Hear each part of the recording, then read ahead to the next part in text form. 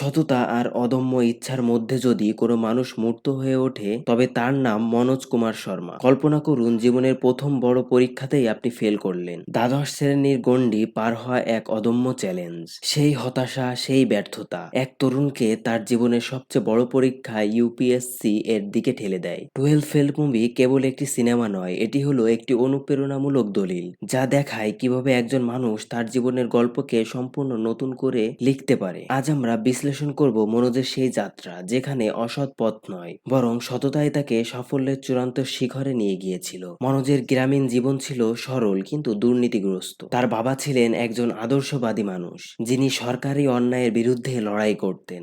এই পাঠভূমিতেই মনোজ প্রথম নকল করে দ্বাদশ শ্রেণী পাশ করার চেষ্টা করে, কিন্তু মোড় আসে তখন যখন ডিএসপি দুষ্যন্ত সিং তাকে নকল করতে দেয় না। ডিএসপির একটি কথা মনোজের জীবনে মোড় ঘুরিয়ে দেয়, যা তিনি সারা জীবনে ধরে রাখেন। এই মন্তব্যটি মনোজের জীবন দর্শনের ভিত্তি তৈরি করে। এরপর থেকেই তার লক্ষ্য স্থির, আইপিএস। দিল্লিতে আসার পর মনোজের জীবনে নেমে আসে চরম দারিদ্র্য। কোচিং এর টাকা নেই, থাকার জায়গা নেই, এমনকি এক কাপ চায়ের টাকা জোগাড় করাও তার কাছে ছিল বিলাসিতা। তিনি একদিন রুটির মিলে কাজ করেন, অন্যদিকে লাইব্রেরিতে দিনের পর দিন কাটান। লাইব্রেরির সেই শীতল পরিবেশে তিনি খুঁজে পান সঙ্গী এবং নতুন স্বপ্ন।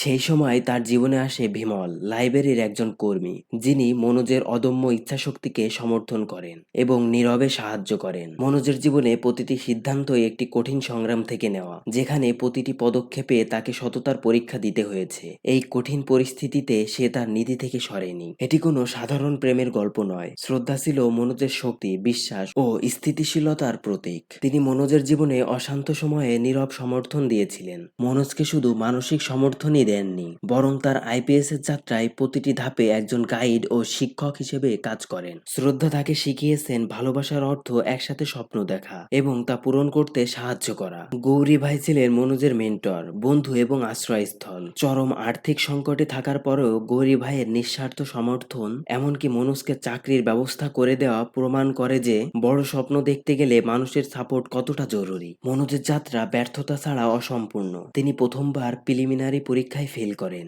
দ্বিতীয়বারেও তিনি সফল হন না। তৃতীয়বার যখন ইন্টারভিউর জন্য প্রস্তুত ছিলেন তখন তার দুর্বল ইংরেজি এবং সাধারণ জ্ঞান নিয়ে প্রশ্ন ওঠে। কিন্তু সবচেয়ে বড় আঘাত আসে তখন যখন পরপর ব্যর্থ হওয়ার পর মনোজ ভেঙে পড়েন এবং গ্রামে ফিরে যাওয়ার কথা ভাবেন। সেই সময় চম্বলের সেই রুক্ষ মাটি এবং তার মায়ের নীরব প্রেরণা তাকে আবার ফিরিয়ে এনেছিল। প্রতিবার ব্যর্থতা তার কাছে নতুন করে শেখার সুযোগ এনে দেয়। তিনি বুঝতে পেরেছিলেন ভুল উত্তর দেওয়া অপরাধ নয়, কিন্তু ভুল পথ অনুসরণ করা মারাত্মক। মুভির ক্লাইম্যাক্স আসে যখন মনোজ ইউপিএসসি এর ফাইনাল ইন্টারভিউয়ারের সামনে দাঁড়ান। তার কাছে প্রশ্ন আসে, আপনি নকল করে দ্বাদশ শ্রেণী পাশ করেছেন, এখন যদি আপনার জীবনে দুর্নীতি করার সুযোগ আসে তখন কি করবেন? মনোজের সহজ কিন্তু দৃঢ় উত্তর, স্যার আমি তো নিজের জীবন নিজেই রিরাইট করতে চেয়েছি। আমি নকল করে পাশ করা সেই ছেলেকে হারিয়ে আজ এখানে এসেছি। এখন যদি আমি অসৎ হই তাহলে তো সেই ছেলেটা জিতে যাবে, আর আমি সেটা হতে দেব না। এই সততা, এই আত্মবিশ্বাস এবং নিজের অতীতকে স্বীকার করার সাহস,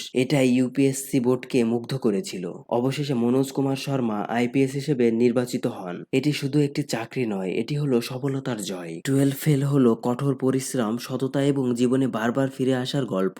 যদি আপনার লক্ষ্য পরিষ্কার থাকে তাহলে কোনো ব্যর্থতাই আপনাকে থামাতে পারবে না। এই মুভি প্রমাণ করে কোনো শর্টকাট নয়, বরং সাহস, সততা এবং অদম্য ইচ্ছা শক্তিই একজন মানুষকে তার ভাগ্যের নির্মাতা বানায়। মনোজের গল্প আমাদের শেখায় জীবনের সবচেয়ে বড় পরীক্ষা হলো নিজেকে সৎ রাখা। আপনার কাছে মনোজের গল্পে সবচেয়ে বড় অনুপ্রেরণামূলক অংশটি কোনটি? আপনার মতামত কমেন্টে জানান। দ্য প্লট থিঙ্কার চ্যানেলটি সাবস্ক্রাইব করুন প্রতিদিন সন্ধ্যা 6টায় আরো গভীর বিশ্লেষণ দেখার জন্য।